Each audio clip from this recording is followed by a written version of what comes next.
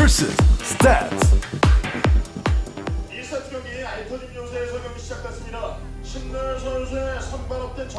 Cross spawns here. This gives a lot of area here on the map. We have seen some Protosses, especially in the late game, go for a lot of sky toss intensive stuff, try to combat Zergus, who get a lot of bases up and then go for some heavy Mutalisk play. Yeah, it's really easy to control the air that way. We did see some of the Protosses in the round of 32 try to do some gateway aggression here. Oh, even babies love esports. Yeah, babies love StarCraft. Babies love StarCraft, that's a fact. Especially PvZ. Shy. The baby's not shy. The baby is not the shy. The baby has not learned to be shy yet. Yeah, baby knows no fear. That later on, if that baby knew, like years later, that it's supposed to be shy, yeah. Like, there's going to be pictures on the internet of a baby with a pacifier. The baby probably really embarrassed about it. By the way, special thanks to our sponsors at Hot 6. We have the Fast Expand here from the Zerg. Yep. So, I actually heard you and Artosis talking about Nintendo games the other day. Yeah? Who's your favorite Nintendo character besides, like, you can't say Mario, like, it's just like cut him out? Yeah, to cut him out. Now, you mean is in the Nintendo franchise, not like on consoles? Right. Hold on. I mean, it could be like any of them except Mario. I'm like Wario. No, I guess Link. I mean, it's kind of a pretty basic, generic answer, but I guess Link. Okay. I feel like the Zelda franchise still translates the most to adults, although Metroid's pretty cool. I have not been as into the Metroid series. Yeah. There's so many games out now, it's hard to... There are a ton, actually. I'm just thinking about it a lot because Smash Bros. Is coming out soon. Oh, I'm really excited about that. It's going to be awesome. I think I have to go with Star Fox, but I think it's just because I have such a... Oh, you're going to go with Fox? Yeah, I have a really close connection to Star Fox 64. It's probably the game I played the most as a kid. I remember, because I'm older than you, I remember going to Toys R Us and seeing Star Fox on SNES, and I had a Sega Genesis, and I'm just like, oh, ouch. Like, oh, it was sad. But then I played at my friend's house, and Slippy'd be like, watch out, Fox. I'm like, shut up, Slippy. You haven't killed anything. You guys, you three are the worst worthless wingmen in this game. Yeah, they're even worse in the later on sequels, where... Oh, yeah, they're terrible. Like in the Super Nintendo one, at least you don't have to save them, right? You just fly with them and they shout things at you with weird blah, blah, blah, blah, blah, blah, blah, blah, blah, blah. Shut up, Slippy. Yeah. He even says the words ribbit in the dialogue. I'm like, wow. Yeah. You just took the time to say ribbit. You're a talking frog, but you took the time to say ribbit. Slippy, you're mumbling, and I can't understand you. Yeah. Now, that is a good series, though, actually. They don't really make as many kind of flight simulators like that anymore, arcade-style flight simulators. The newer Star Fox games have a lot of ground combat. By the way, guys, we're still waiting for the cybernetic score to finish here. Yeah, Zerg's doing everything normal right now. It's 3-hatch. It's 3-hatch because the map is great for it. He's also getting a quick speed. But I mean, there's no telling exactly what the plan for stats is here until the cybernetics core finishes. My bet's on Phoenixes, just because the map is so big and it's great for it. And there's the Stargate right away. Okay. We've seen Phoenixes used, or the Oracle used here. One problem is that even if you go for Phoenixes, this map's so big, it can be hard to find the Overlords. It's true. I mean, that doesn't mean you shouldn't do it, but it's just one. It takes a long time to go across the map, too. Yeah, so the Oracle might not be as effective. This is basically a very good position here for RorO, which is one of the reasons why we were a bit curious as to why this would be the map picked here for stats of all maps. Normally the Zergs pick this map anyways, so I would have gone with another map that maybe I would have been better on, and then if I won there, I would have just assumed that RorO would pick this map, and then I used my special strat. But yeah, it's very strange.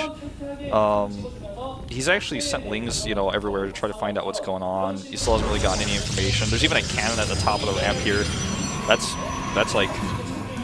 actually insane that he made a cannon at the top of this ramp. It's just like super safe. And I mean, worker count is even right now, but with all the production that RorO has, as you can see here, he's got 8 drones on the way right now. He's just gonna have a huge economy. And I really am curious about what stats doing now, getting in robotics and cross spawns. I wonder what that's really going to be able to accomplish for him. Well, we'll see. I mean, he might turtle up for a while here. No, he's going to get the +1 attack for ground here. I'm not sure. I mean, I'm curious, how does exactly does Protoss just win the cross spots on this map? I mean, this is just, it's so easy for the Zerg to get the 4th and the 5th. Yeah. I mean, there's so many bases on the map for them to take. Well, it looks like he's just going to get some more gateways out here, and he wants to do a timing push. So I guess it's actually a pretty, vanilla build here. He's just going to take out all the Overlords and the Zerglings on the map, get a pylon out here, and push. With the Immortals and the Phoenixes, one thing about with the Phoenixes in a rush like this, they're not as handy. I guess they can pick up some queens and stuff like that, but the Immortal gateway rush, the timing, can catch the Zerg off guard if the Phoenixes actually clear out everything on the map, but I feel like RorO might be too efficient for that. I mean, look at the it is a 2-base all-in, by the way. 7 gates now on the way. He has Zerglings all over the map. He had them spread out to spot everything, and this is like the worst positions, the worst map for this build to work because it takes so long for the Immortals to walk across the map. No, he ideally would just want to get Overlords, but he wants to make it look like he might be doing something else, so he does grab some drones here and take them out. Try to look like it's just a little bit of harass here. But, with the Lings, like you said, already outside of his base, it's going to be pretty tricky for Stats to sneak across the map. Yeah, he's already, right now there are 22 Zerglings on the map. He's got 71 drones, and that would be too many on a map like Yunsu, for example, when this type of push is going to hit you. But at this map, he's got plenty of time to now use that extra economy he has from the 71 drones and make units, but he needs to get more Overlords out. Yeah, he's been pretty badly supply blocked here.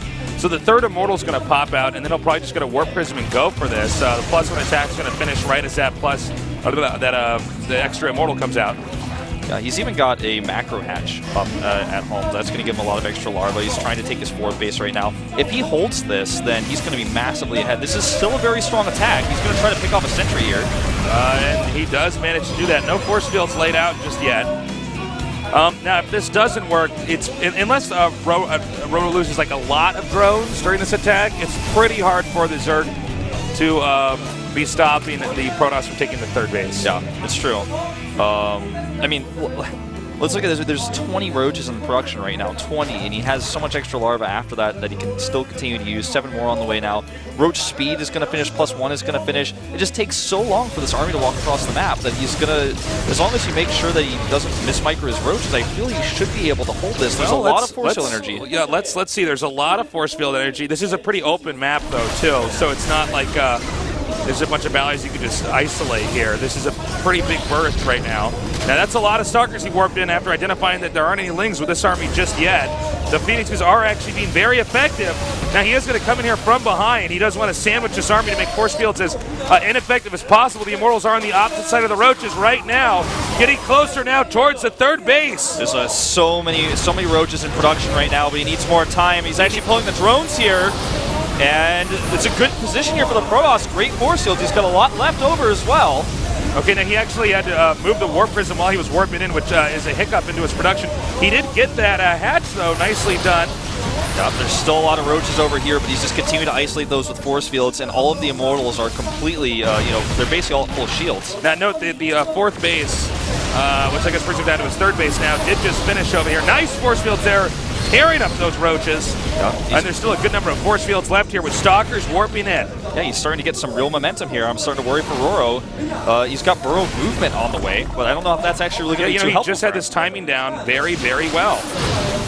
Good force fields here again, but he's got a concave at the top of the ramp. Even with the concave, the surround essentially, there's just way too much Protoss here. Now he's got to find out the right place to warp in up here. It looks like he is going to warp in on the top of the ramp. Zealots to soak up the Roach attacks. Now note, the Immortals have not even been touched, really, which is one of the key reasons why I think RorO is about to lose this game. Look at his supply just plummeting here. Yeah. And I think we're going to be seeing GG momentarily. You know what? Sats had a really good timing attack there. It was just very, very well executed. RorO,